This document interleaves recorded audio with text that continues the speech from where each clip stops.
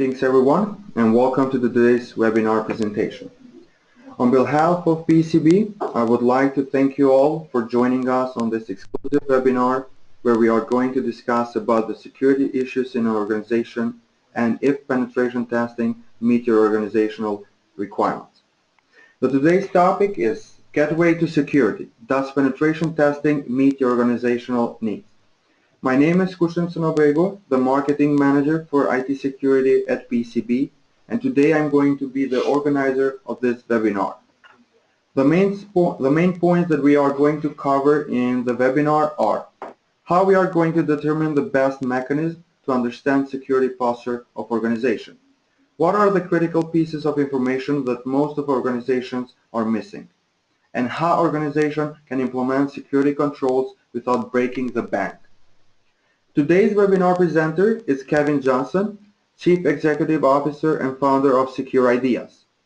Kevin has a long history in the field of IT security, including system administration, network architecture, and application development. He has been involved in building incident response and forensic teams, architecting security solutions for large enterprises, and penetration testing everything from government agencies to Fortune 100 companies. Kevin has also presented at a large number of conventions, meetings, and industry events, including DerbyCon, DEFCON, Blackhat, Infragard and ISSA.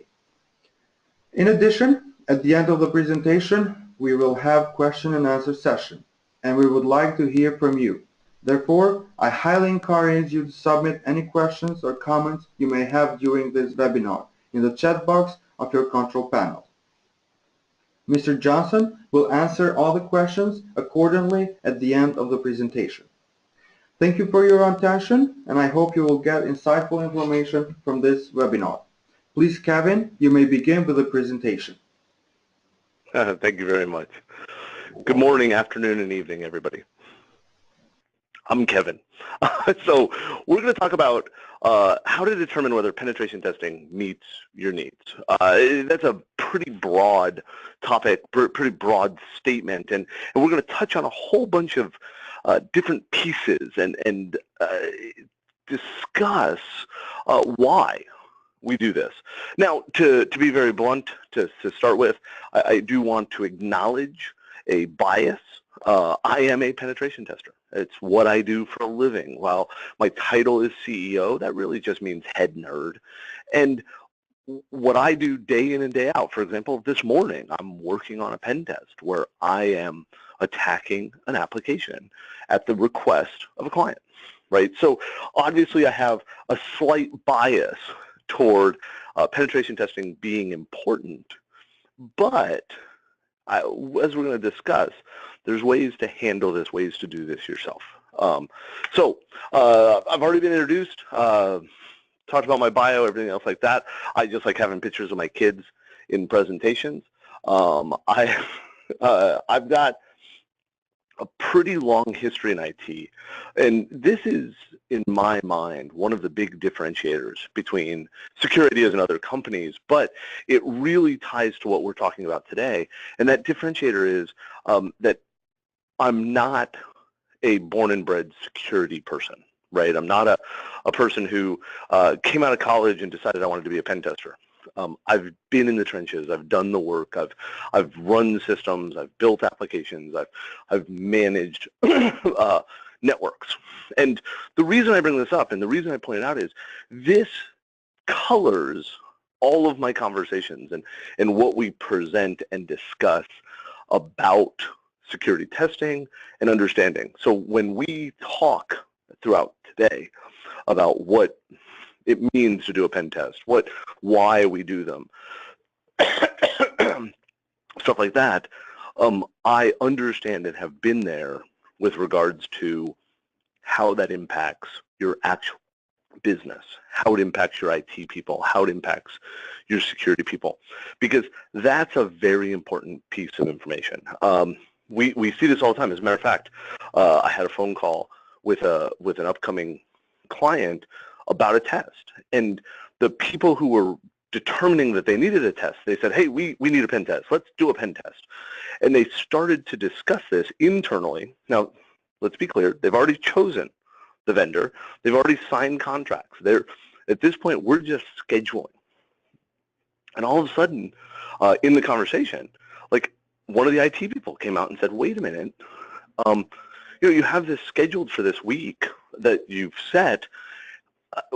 We have a major deployment. We're changing over to new, next gen firewalls or whatever, right?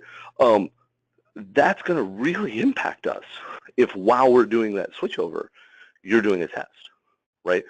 Not only does it impact the IT people, but it also impacts us as the testers, right? Because we're testing a system that's in flight. It's changing, right? So that's one of the key things I want you to recognize, right? And understand that what we do, okay? So, excuse me, a quick catch-all, right?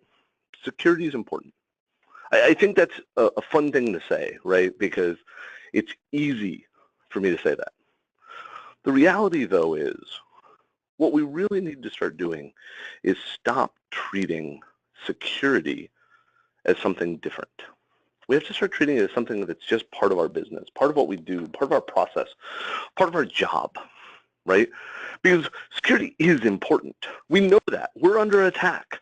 If you pay any attention to what's on the news, if you pay any attention to what people are saying and doing, right? Breaches are happening every single day. Ransomware, massive, right? And if we want to talk marketing, right? Advanced persistent threat, whatever, right? But the reality is security is critical. But it's not just critical because we're under attack. It's critical because we have a responsibility to protect things.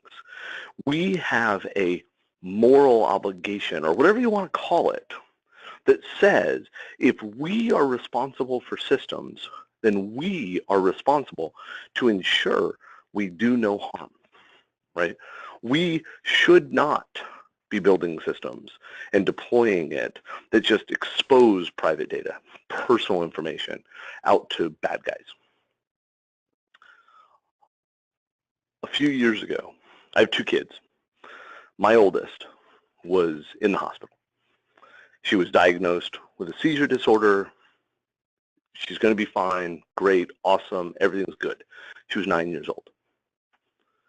About 2 months after she was there, the hospital was breached.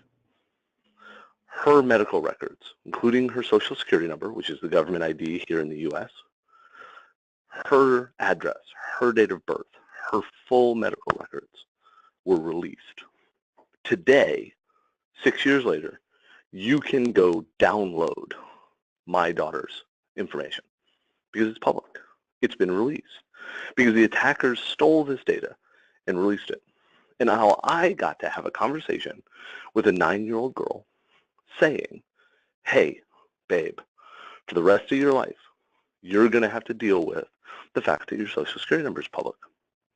And it's not supposed to be. You're going to have to deal with the fact that people have your information, right? And this is not a cry to do this for the kids, but it's to point out that there are real people who are impacted when we make the wrong decisions. There are real people who have to deal with this. And so we need to think about that as we look at what's going on in the world, as we look at what's happening, as we look at a list like this of companies that have been breached, companies that have lost data, companies that have failed at that moral obligation. And I'm not victim blaming here. This is not a, oh, Target is bad because they got hacked, right? But the reality is, when you look at a list like this and show companies that have been breached, and I do want to point out that the PCB logo on here is not saying they were breached, because it does look that way when you look at this slide. I have no idea if they've ever been breached, but they're not on there for that reason, right? But you look at companies like Target. I think Target's a good example, right? And one of the reasons I think Target is a good example is because they were not breached directly. This wasn't a matter of somebody saying, let me go attack Target. This was a matter of somebody saying, let me go attack this vendor of target. And my understanding, and I did not work the case, right? So my understanding is colored by public information, right? But my understanding is they compromised a vendor. And then from that vendor's systems, they pivoted onto a trusted connection that was where the vendor could submit purchase orders and invoices and things like that. Which is why once they found a hole there, which yes, was a vulnerability in the target network, right, they were able to get onto the accounting system, right? Many people talk, well, they compromised the heating and controlling the air conditioning system, and from there they got to accounting, and why would your AC be connected to the accounting system? That's not what happened. They compromised a heating and cooling vendor, right? Doesn't make it a lot better. They still got breached. They still lost, what, 140 million people's data, right? That's massive. Now, I like to use Target as an example because they named the company after something people shoot at, right? So there's a little bit of irony there. But it's just my opinion. But we also see companies like MedStar Health. MedStar Health was hit with ransomware, right? And when they were hit with ransomware, they had to shut down systems. They had to actually run hospitals on paper records. And what they found, according to their own people presenting information in Maryland when I was up there, they had so much of their staff that are young enough that this was the first time they had ever actually used paper record systems, that they had to track things without a computer, right? And they didn't know how to do it. The numbers we were given was that 25%, a full quarter of the health care services, emergency health care services in the state of Maryland were offline because of this, just not available. That's atrocious. That's horrible. And that's why it's so important for us to understand why we do this. Right? We have to understand what the attackers are going to do. That's the first step, and that's one of the things that penetration testing is supposed to do, is it's supposed to tell you and show you this is what an attacker sees. This is what an attacker thinks of. We use a slogan here at Secure Ideas that we jokingly say we're professionally evil, right? And we say that, one, because it's kind of fun. It looks good on a sticker, right? But two, we say it because our job is to think about things from that evil perspective, right? We're supposed to think, what would I be capable of doing if I got access to that? There's a vulnerability over there. What does it mean to the business? What does it mean to me as an attacker, right? And we mimic these types of attacks. We mimic what an attacker is doing when they went after Target, when they went after UPS, when they went after Horry County Schools, right? And everybody else, because we can list, this slide could be completely covered in logos. It'd be completely covered in breach notifications. Because the reality is, we're not picking on these companies. We didn't decide, wow, man, Goodwill deserves to be made fun of. Let's put them on a slide. The reality is, there's so many breaches today that we literally could just put random logos up here, and the likelihood is we would have guessed correctly. And that's a problem. The other problem that we see, and this is, excuse me, I'm sorry, this is a big problem that doing regular testing helps solve, right? And this addresses one of the needs organizations have when we talk about, does it meet your needs, right? Is that every single day new vulnerabilities are being found. And this isn't to scare you. This is, I don't want you to see this line and go, oh man, Kevin's talking about all these horrible things. Yeah, we are. The reality though is, unless you talk about something like Heartbleed that was in the news, right? Most of the vulnerabilities that happen today, that are being announced today, right, aren't on CNN. They aren't on Reuters. They're not on Fox or whatever. The vast majority of the vulnerabilities today are simply just being announced. And you as an organization, you as a company, you as a person, have to figure out some way to understand, do those vulnerabilities affect us?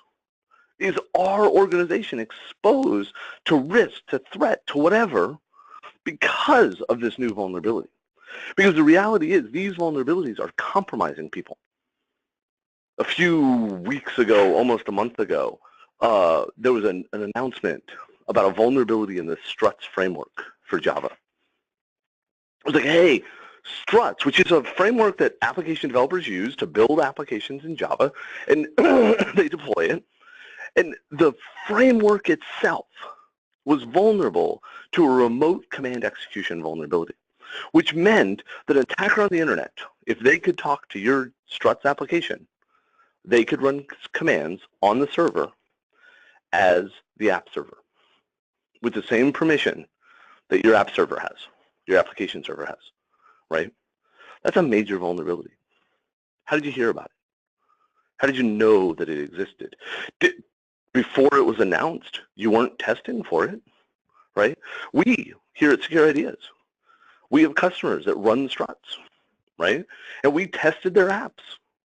We had a customer that we tested their app and we said, hey, you're doing good. And then a few months later, the struts vulnerability was released and they were compromised, right? That happens. This is why it's so important to be looking at this kind of stuff, because the question becomes, again, and I'll say it again, how do you find out about these new flaws? And if your answer is, I wait until they're on CNN, then you failed. If your answer is, I'll pay attention to flaws that have logos. I literally talked to a guy. I was doing a training class, and I had a student, and the student said to me, and showed me the policy, right? That their company literally implemented a policy. You know how we always have said, if you find a vulnerability that's high risk, you have to fix it within 48 hours. If you find a medium risk vulnerability, it has to be fixed within 2 weeks, or whatever the numbers are, right? I'm just making up dates. They literally added a category. Critical risk, high risk, medium risk, low risk. They added a category of vulnerability has a logo. And they changed their system so that if a vulnerability was announced that had a logo like shell shock or, excuse me, Heartbleed, that they had to have a plan to fix it in less than 8 hours. That is asinine. I'm sorry. I'm sorry. Just the idea that we have gotten to a point in the security field that we need attention so bad that we create logos for things to talk about them and show what great people we are. And look at how smart I am, right? And that affected a business is major, right? We also have to worry about breach, right? If we are breached, if we are compromised, right? This is a big deal. And I'm not going to get into breach notification and all that kind of stuff and what constitutes a breach, right? Because that's different for different people, right? I know people who believe that ransomware, if you are infected with ransomware, you have had a breach. I know other organizations that define a breach in such a way that ransomware is not. Simple malware being deployed to their network is not considered a breach by these organizations. And I'm not going to get into the argument of whether they're right or wrong, right? That's why they have lawyers, I guess. But breaches have real harm. We have data loss, right? Using the ransomware example. If you're infected with ransomware and you don't pay, which is what I recommend, don't pay, but you don't have backups, you just lost data, right? You don't have access to it anymore. We have the incident response costs. We have to respond. Even if our response is, well, that sucks, there's a cost to that. There's the possibility of fines, right? Government agencies are fining people. But it's not just government agencies. I have agreements with some of my customers. If I'm breached and their data is stolen, I owe them money. You have partners and vendors and suppliers and customers who will hold you to a standard that says if you have a problem, you owe us something. How do we impact that? How do we deal with that? Now, the last part of breach harm is one that I tell people to be careful with. The idea of reputational harm is such a nebulous thing. And it's actually something that us security nerds have been talking about for years, right? We always say, well, you don't want to get hacked. It would hurt your reputation. But the reality is, reputation is weird in the world today. And I don't mean to make light of a situation. I'm not joking about something, but I want to point you to United and the doctor that was pulled off the flight a few weeks ago. And I'm not, this is not the place or anything for us to get into a discussion of the rightness or wrongness or legalities or any of that kind of stuff about that. But I will point out that the day after that doctor was pulled off that plane and the video was released, United stocks dropped. And they went down, I think the figure I heard was $800 million. And people were like, look at that reputational hit. And as of last night, my understanding is United stock is not only back to where it was before the incident, it's above it. And so we have to be very careful of making the claim that security is important, that we have to do this stuff because of reputational harm, because people are going to point at things like United and say, look at that. That was reputational harm that had no long-lasting impact that we know of yet, right? We see the same thing when we see Target. Target was breached. They lost, what, 140 million people's information, right? Do you still shop at Target? I do, right? I still go to the stores. I still pay with a credit card. I still buy items there. The fact that they were breached impacted me not in the slightest, other than the fact that 2 of my credit cards got replaced, right? Because the number was exposed. Now I'm in a better position. I don't have their credit card. They've never got my social security number. I wasn't one of those people, right? So we have to think about the harm. We also have to think about as we evaluate things. And this is, let's start talking about how you can do stuff, right? Because whether you're doing a penetration test, whether you're doing vulnerability assessments, whether you're just testing the security of your system and want to call it something else, expanding the foothold is what the attacker wants to do. It's very, very rare. In fact, I would argue it probably never happens, but somebody would point out an example where I was wrong if I said never, right? That an attacker compromises a system and says, ah, cool, I have access to this one system. That's all I need. I'm done, right? No.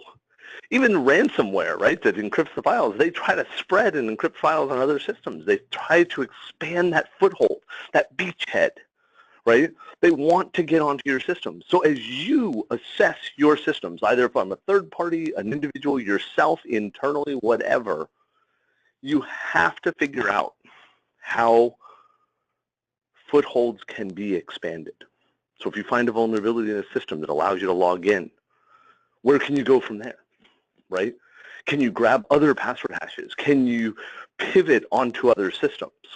If you find a vulnerability in an application that allows you, excuse me, to get into the server, that allows you to affect the running of the application, does it allow you to do other things? So if you found SQL injection, does it allow you to grab access to data from other databases on that SQL server? Does it allow you to run commands on the system? Does it allow you to pivot further into the network? And that's what we have to think about. We have to evaluate this. And this is what, remember I said that as an IT person, I understand how this impacts you. This is one of the biggest things that we say is a difference between an IT person or a QA person and a pen tester. Because when a QA person, let's pick on them for a second. When a QA person says, hey, this doesn't work, right? This is a bug. This is a vulnerability. This is a problem. They stop there in most cases, right? Okay, the app doesn't work. We'll fix that, right? We're a pen tester or a security person or somebody who is thinking like an attacker, somebody who is professionally evil, right? They find something that doesn't work and they think, huh, how can I make that work for me? How can I gain access further? And that question, that series of thoughts, is what helps us better understand the risks to our organization. Because let's be blunt, no matter what we're talking about here, pen testing, vulnerability assessments, architecture reviews, testing of any type, our goal is not to find vulnerabilities. Our goal is to understand the risk to the organization. Now, we're doing that by finding vulnerabilities. But we don't get a prize for the number of vulnerabilities we find, right? We get a prize, if that's what you want to call it, for understanding risk, for pointing out why things are a problem and how to fix them, right? And that, as we talk about pen testing and stuff like that. So what do, right? How do we prepare? How do we handle all of this stuff I just talked about? Because we've talked about vulnerabilities, we've talked about weaknesses, we've talked about breaches, right? Well, the reality is the way that you prepare is very, very simple. Know what is normal. Know what you have. And look, this is not a Confucius fortune cookie statement, right?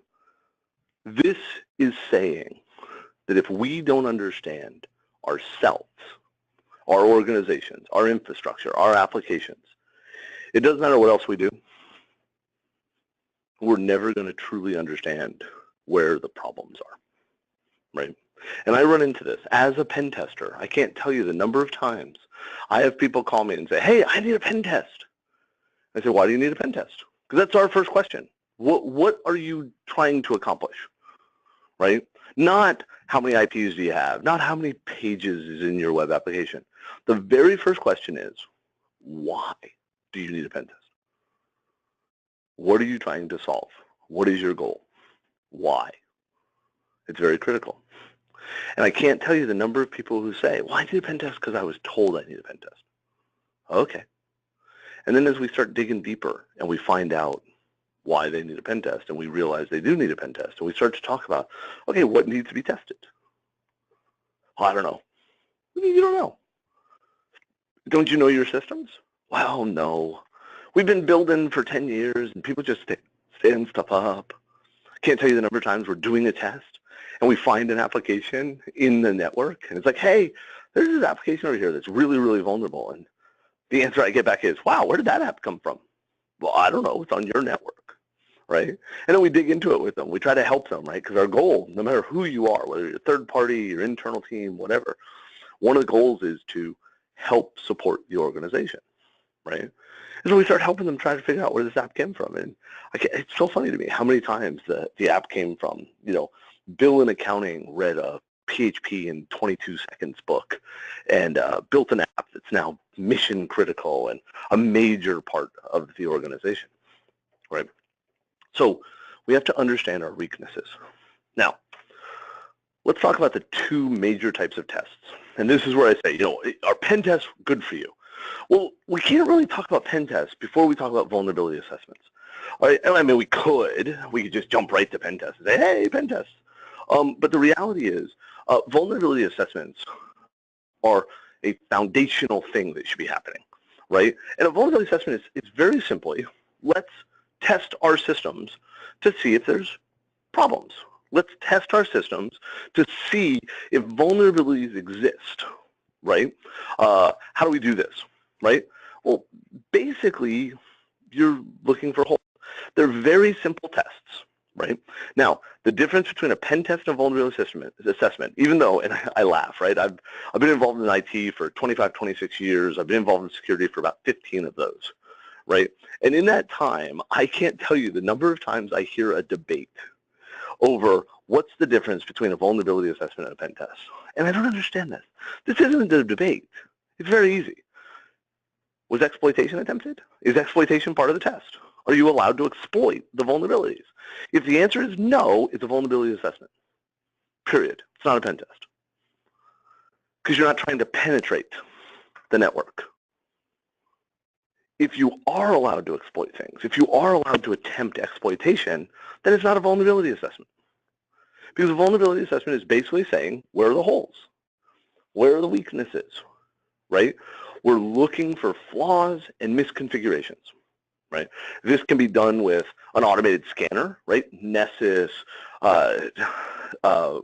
Nexpose, OpenVAS, whatever. Heck, Nmap has basic vulnerability assessment services built into the scanner, right? Now, would I call that a full? No, but right, it's a start.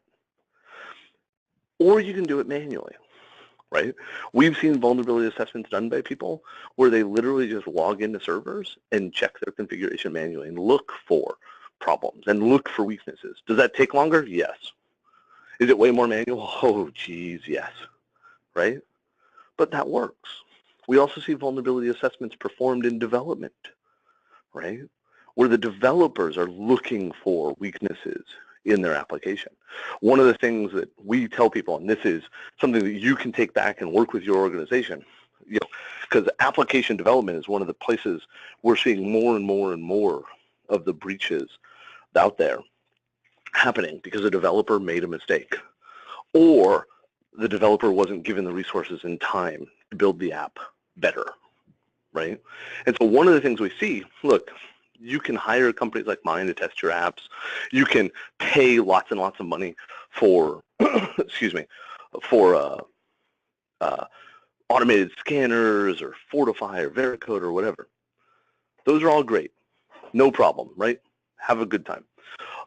Except check marks. Don't buy check marks.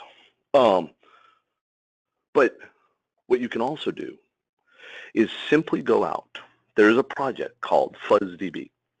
FuzzDB is an open source project, and it's a collection of attack payloads. It's got some other stuff too, but it's got attack payloads. And what I've worked with companies to do, and I've seen other companies do the same thing, is you go out and grab 5 or 10 attack payloads from the FuzzDB system. And you give them to the developers. And you say, hey, developers, here's what I want you to do. You know your unit tests, those scripts you've built that test the application automatically, right? Like, let's use the login form as an example, right? Your developers, if they're doing their job right, have unit tests that will test the login for what happens if I use a valid username and an invalid password? What happens if I use a valid username and a valid password? How about if I use an invalid username, right? So they've done 3 tests. It's automated. It's in the script.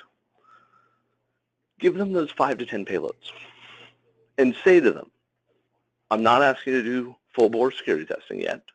Notice the yet. I'm not giving you a whole bunch of tools you need to do. All I need you to do is take these 5 to 10 payloads and insert them into your unit tests so that as you run the unit test, these will attempt. And if they cause a problem, if they fail, if you get an error message, I don't have to worry about explaining SQL injection and cross-site scripting or whatever. Just let me know. As your security people, right, let us know. That's what you tell them. And have them open a ticket or have them send an email or have them whatever, right? And what that accomplishes is you start to get low-hanging fruit testing being performed. And it's being performed in a way that uses their own systems. You're not adding to their job. You're not adding tasks. You're just saying, run this also, right? And what that enables is, because I know at least some of you on this call, on this webcast, right? You've had the situation where you've gone to developers and said, hey, I need you to do security testing. And their answer is, we don't have time. We don't have the resources. If you pay for another developer resource, we can do that. And so it gets dumped on security a lot of times. You do our app testing. But the apps change so often, right, that it's almost impossible for security to handle that. Because I'm going to assume that none of you have unlimited budgets, right? If you do have unlimited budgets, call me later. But, right, you have to be able to do this testing. So this is a type of vulnerability assessment. It's very limited in scope. It's very small testing. I would not consider this a solution to vulnerability assessments for applications, but it gets the foot in the door. It gives you that foothold, so because we need those just as well as the attackers do, right? It gives you an ability to very simply run some tests, right? There's a main reason we do vulnerability assessment beyond just knowing what's in our systems, right? And that's compliance. This is one, I always hate having information in about compliance, because to me, compliance is such a pain in the butt, It really is. And don't get me wrong, compliance is one of the main reasons my company is successful, right? It's because compliance has forced people to use companies like mine, right? Most organizations have some type of compliance requirements. PCI DSS is a big one for companies around the world, right? If you accept credit cards and you've agreed to the PCI standards, you have to follow them. You know what PCI standards say? You have to do vulnerability assessments. They don't say it like that. What they tell you is you have to do ASV scanning on your external network. Okay, that's cool. That's easy, right? Most people, when they set up for stuff, they get that as part of their setup. But it also says that you have to know what vulnerabilities exist in your internal network. The vulnerabilities that exist on the portions of your network that impact or have access to any of the credit card processing, transmitting, or storage systems, right? Which you and I all know, that's pretty much your entire network, right? We can play games and semantics to limit scope, but the reality, it's basically your entire network, right? And it says you have to know your vulnerabilities. Well, the only way to really know your vulnerabilities is vulnerability testing, vulnerability assessments, right? You also have the problem with organizations have requirements from their clients, from their vendors, from their suppliers. We talked about that, right? We've mentioned that, you know, your clients may say you have to do this type of testing. And, you know, the example I always give there that I laugh about, Security has had a customer come to us once and say, hey, we would like to hire you. We said, okay, great, no problem. We like people hiring us, right? Because I'm a greedy capitalist. And they said, hey, you have to meet these standards. You have to do these things, right? And one of the things that they required of us was to drug test our employees. It's like, okay, so currently at the time, we weren't drug testing our people. And not for any reason other than the fact I'm cheap, right? And because nobody had told me I had to drug test my people, and I'm a small enough company. We're 16 people, right? I know everybody in the company. I would like to believe I would know if Doug was a stoner, right? I mean, he wears a hoodie and everything, but I don't think he's a meth head.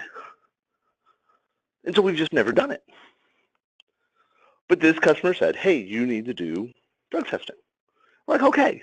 So we went online, right? I did the same thing everybody else does, right? I Google searched how to do drug testing. I also found out a whole bunch of information about bypassing drug tests and fooling drug tests. It's weird how much of that information is out there. But what I realized was something I didn't know, because I've had drug tests, right? I've taken drug tests. I've gone and peed in a cup. I've had a block of my hair cut, right? What I didn't realize, and I feel stupid saying this, but what I didn't realize was there's probably 87,000 different types of drug tests, probably more than that. And, well, they test for pot, they test for coke, they test for meth, whatever, right? And see, I'm not a real good druggie. I don't even know the names of them. And so I went back to my customer, and I said, hey, quick question. You gave me this compliance requirement, right? And I don't know how to meet it because I don't know what standards you're holding me to. Because there isn't a PCI DSS for drug testing, right? So I said, hey, what type of drug test do I need to take? And the answer I got back from them was, we don't know. Well, what do you mean you don't know? You put a requirement on me that said I had to have drug tests done. But you don't know what type of drug test I need to do. And their answer was, no. Do a good drug test. But how do you know what that means? What is a good drug test, right? So I came up with the idea for a drug test, and that was that I would ask my employees, hey, what is a white powder you snort up your nose? And then I realized that if they knew the answer was cocaine, I didn't know if that was passing or failing the drug test, right? Because did they pass because they recognized it was cocaine? They watched too many episodes of Miami Vice when they were a kid? Or did they fail because they knew it was cocaine, right? I don't know. Now, all joking aside, we went with the cheapest drug test because I'm a greedy capitalist, right? But we have to understand what our compliance requirements are, and that's where we start to get into that, right? Understanding vulnerabilities, right? Which brings us to penetration testing. And this is a big one. penetration testing is sexy and hot. It's you know, I laugh, right? You know, I always hear things like, well, red is the new black this season in fashion, and I'm not a fashion person, let's be clear, right? My wife has to pick out my clothes in the morning to make sure they match. I need granimals for adults. Pen testing is the new black. Pen testing is something that everybody wants to get into, right? We talk about it. Heck, we are having a webcast all about pen testing. But most people don't really understand what that means, right? As a matter of fact, I say pen testing and people think I'm writing something, right? No. The idea here is we're going to simulate an attacker. We're going to pretend to be a bad person, right? At least I hope we're pretending, right? And we're going to exploit what we can, or attempt to exploit. That's a key point there, right? One of the things we find a lot of times is we find a vulnerability that if we tried to exploit it, it would cause problems for the network or the system or the application, right? In those cases, we don't want to exploit it, right? That doesn't mean we didn't do a pen test, right? Remember I said that, you know, a pen test and vulnerability assessment, the main difference is, did you attempt or could you attempt exploitation? Was that in scope? But if you run into a system like an old PBX, that if you did try to exploit it, it could, and more likely would, crash and take down the phone system for your organization. That's probably not a good idea to do that 10:30 in the morning on Monday, right?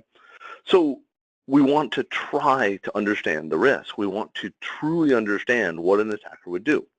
Now, I don't like the term penetration testing. I way prefer the term red team exercise. And here's why. Penetration testing implies there's a pass-fail, right? You either, and we talk about it all the time, right? We laugh and joke, and I'll be honest, I'm a hypocrite because I say this too. Yes, I hacked them. I owned their system. I got in, I win, right? And because of that attitude, heck, we see it, people standing up on stage and they talk about how cool it is to hack systems, right? And while we have a methodology that we follow, 4 steps, right? Reconnaissance, mapping, discovery, exploitation, right? And mapping is when we start to understand what the system offers, what the application does, what the network has available, right? It's actually one of the critical parts of any penetration test or red team exercise. Because if I don't understand what the systems are that I'm going after, if I don't know what's available, how do I know where to look for the vulnerabilities that I'm then going to exploit, right? But nobody stands up on stage at DerbyCon and says, yes, I was doing this pen test, and I built the coolest map of applications. I built the coolest map of the network. And now, for the next hour, we're going to walk you through that map. No, nobody does that. What we do is we say, well, I found this vulnerability, and here's how I hacked it, and here's how I exploited it, right? And so we perpetuate that idea that it's a contest that we are trying to win. That's why I like red team exercise better. While I am a fat guy, so exercising is not something I do often, right? The idea here is that when we do that red team exercise, we're doing more than just hacking you. We're actually working through the threat model. We're actually working through an understanding of what the systems do and how an attacker can impact them. And we're working through an understanding of what your controls are, right?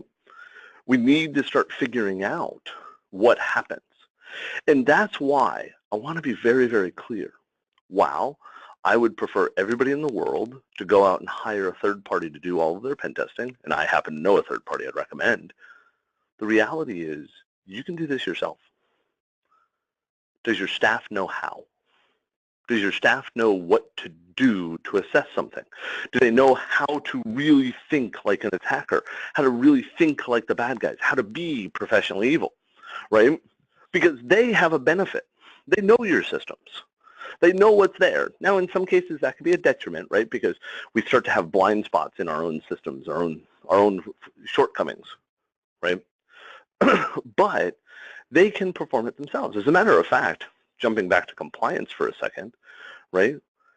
Many of the compliance requirements out there require some form of pen testing on a regular basis. And almost all of those compliance requirements allow for internal teams to do it if you can show that the internal team knows how to do it, right? If your people, and we refer to them as the red team there, but they don't have to be dedicated red team, right? I was working at a company here in Jacksonville years ago, and we needed to do some pen testing, right? I was the Webster administrator. I paired up with one of the network administrators. Both of us had experience and knowledge of how to do pen testing, and we performed the test over a weekend, right? Now, in that case, we were preparing for a third party to come in and do it, right? But that would have met the compliance requirements because both James and I knew how to do pen testing. We knew how an attacker thinks. We knew how to really understand moving to that foothold, right? So one of the things I'd recommend is getting your people up to speed on the attacks, on knowing what they mean. And this could be something as simple as teaching them, right? Sending them to training classes, whatever. That can be expensive, right? But encourage them to explore on their own, right? Build some systems in a lab. Most organizations have some type of lab, even if they don't call it a lab, right? And let the people you know and trust, right, start poking at them and practicing and testing. And if they don't know how, here's a really simple way to do it. There's an application virtual machine called Samurai WTF. I'm biased. I'm one of the authors of the environment, but it's free. This is not selling you something. You can go download Samurai WTF off the internet right now and launch it. It is a self-contained web application pen testing environment, right? And you can actually practice penetration testing against web apps using the series of vulnerable apps built into Samurai WTF, right? And there is actually a 2-day class that the materials for the class are in the virtual machine. So you can actually turn this over to your staff and have them learn how to test web apps. They can go through and the web apps, the sample apps that we have in Samurai actually have graduated difficulty levels. So you can start at very simple and move all the way up to have full-fledged web app firewalls and intrusion prevention systems built into the app that you have to bypass.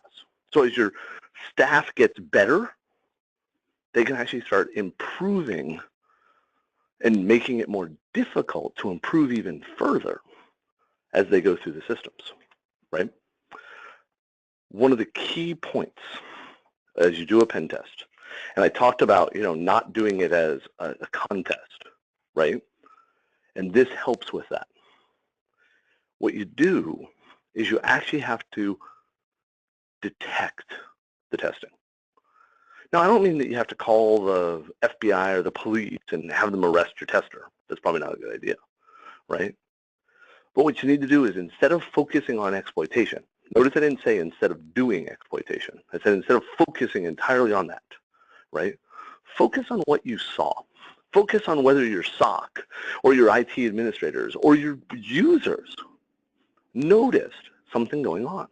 Did they notice traffic that was abnormal? Did they notice attacks, right? And work with them. Have the pen testers, whether it's a third party or an internal team, work with your SOC and your IT team so that, and I do this, right? So as I'm scanning your systems, I'll start low and slow. And I'll work with your team to say, hey, are you seeing the traffic? Are you noticing those port scans? Now, notice I didn't say, are you alerting and panicking and freaking out? No, just do you have the capability to see them? And if you can't, then I ramp up the speed until you detect it. And that way we know what thresholds you're at for detection. Same thing with different attacks. Did you detect the incoming attack, or did you detect the response that had the sensitive data, right? Because one means you could prevent it, one means you're responding to it, right? So as you do these tests, as you do this testing, work with them. And what it does is it gives you a more comprehensiveness to your test. You're not just saying, here's a list of our vulnerabilities and here's a list of recommendations. No, what you're saying is, here's a list of our vulnerabilities, here's a list of the recommendations, here's a list of what you could do with those vulnerabilities, and here is a list of where our controls succeeded and where our controls need to be improved. It becomes that comprehensive test. And again, you can do that yourself. You don't have to hire a third party to do these things, which seems like the wrong thing to say as the owner of a company that does these things, right? But the reality is you can. And that's why this becomes so important. Because as we wrap up here and open it up to other questions, right, remember that you are vulnerable. People are coming after your systems. People are being jerks, right? But we can be better. We can do better. And we can do that without spending tons and tons of money on third parties, as much as I'd prefer you to spend tons and tons of money on third parties, right? But you can do this yourself. But to do it, we have to understand the entire surface of what we expose and what people can get to. And remember, don't just focus on that external attacker, right? The vast majority of breaches today are coming through users, whether it's a disgruntled user doing something bad or it's a user clicking a link or being compromised. That's how the attacker is getting in. So you have to look at what your organization exposes both internally and externally and understand the entire surface of what's going on. So I'm going to turn it over and then we'll open up for questions. Okay. Thank you, Mr. Johnson, for this outstanding and really informative presentation. And we are truly pleased to have you here as a presenter in our webinar campaign. Before we proceed with the question and answer session, I would like to inform all the attendees that PCB IT Security Portfolio provides training and certification services for ISO 2732 Lead Cybersecurity Manager, Lead Pen Testing Professional, ISO 2734 Application Security Lead Implementer and Auditor, ISO 2735 Information Security Incident Management Lead, and Computer Forensic Examiner Foundation and Lead Examiner. Also, currently, we are offering the ISO 27008 Information Technology for Management System for Auditors and Information Security Controls. In general, these training courses will provide you with comprehensive theoretical instructions and hands-on training in the most innovative and advanced training environments. These training courses will truly help you to learn the required skills and knowledge to establish an effective security framework in your organization. A PCB certificate will demonstrate your dedication in implementing and managing these processes and frameworks, and most importantly, you will receive a worldwide recognition. For more information, please visit our website at www.pcb.com/training. Now we are going to proceed with the question and answer session.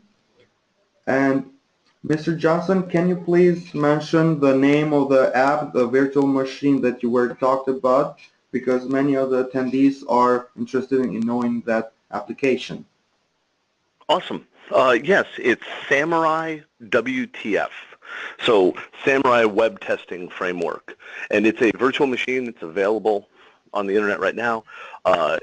We have a link to it on our website, securideas.com, or you can go out to SourceForge, which is where it resides.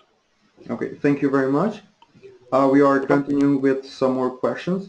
How quickly we will start to see ransomwares, and what can firms do to address these issues?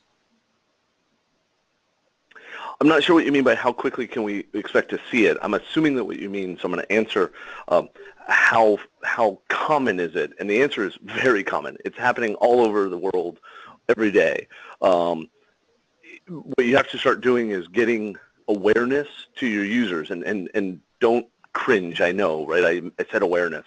And everyone's like, awareness training. No, just make sure people understand that ransomware is a threat and that backups are very, very important, right? Because the reality is, contrary to what some of the vendors will say, ransomware is going to happen, right? And so what you do is you get the users to understand that the best solution, the best solution is not to run the tool or click the link, but if we fail that, the best solution is to restore our files.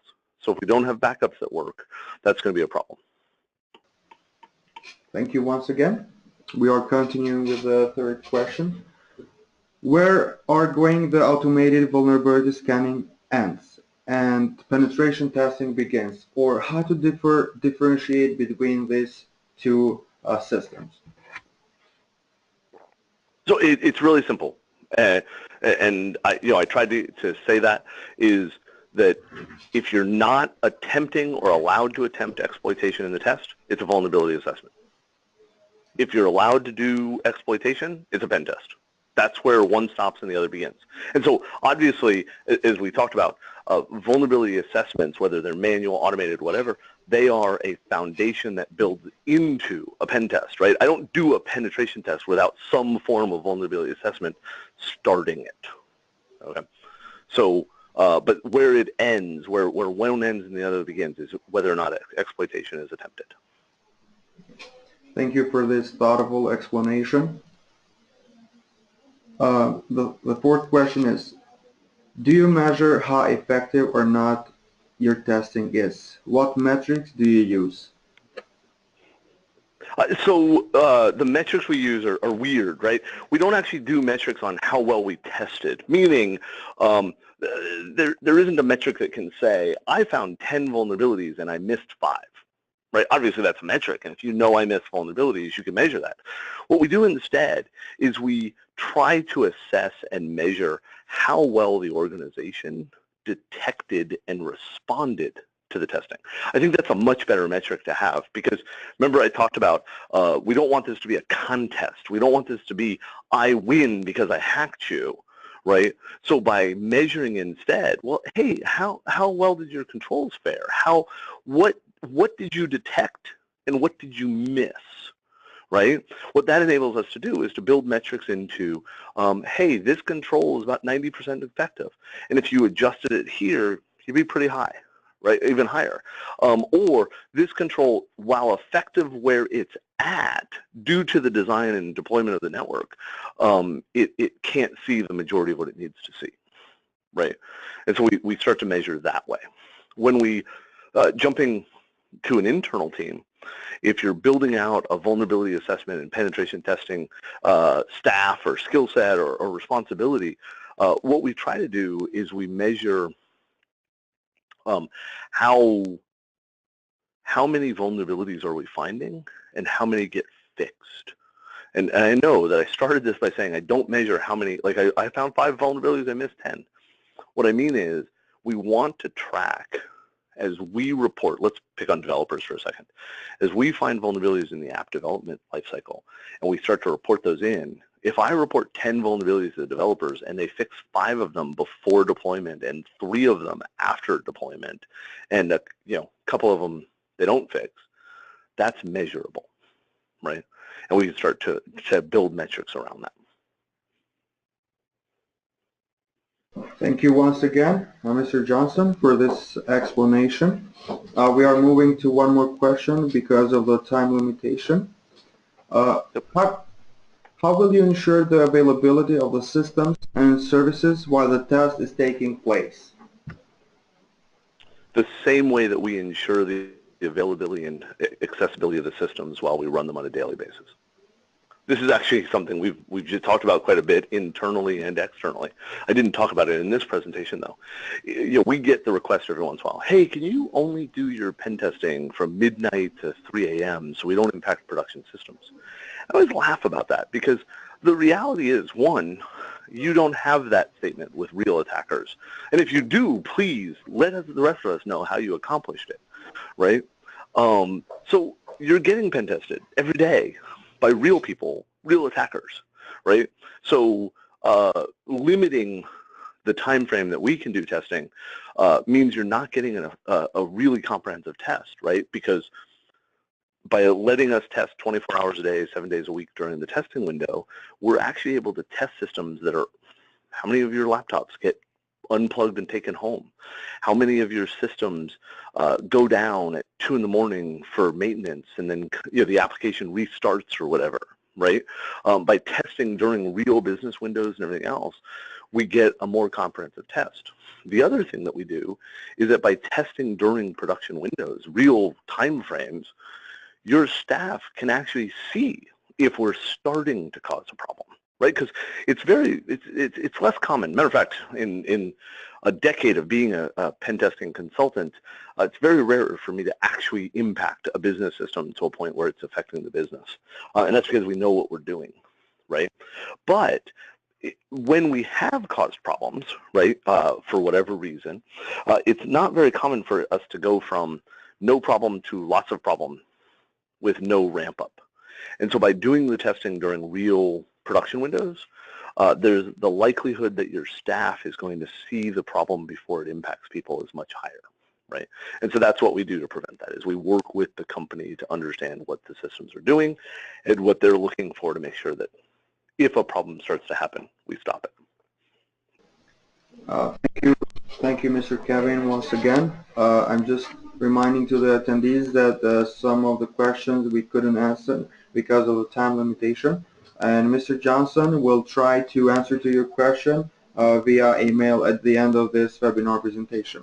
Once again, Mr. Johnson, I really would like to thank you for this outstanding and informative presentation.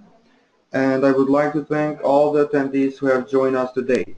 And we hope you have joined this webinar. In the upcoming days, we are going to send you the recorded link, which will be uploaded on our official YouTube channel and in our website, pcb.com. Goodbye, everyone, and I wish you all a wonderful day ahead. Thank you once again.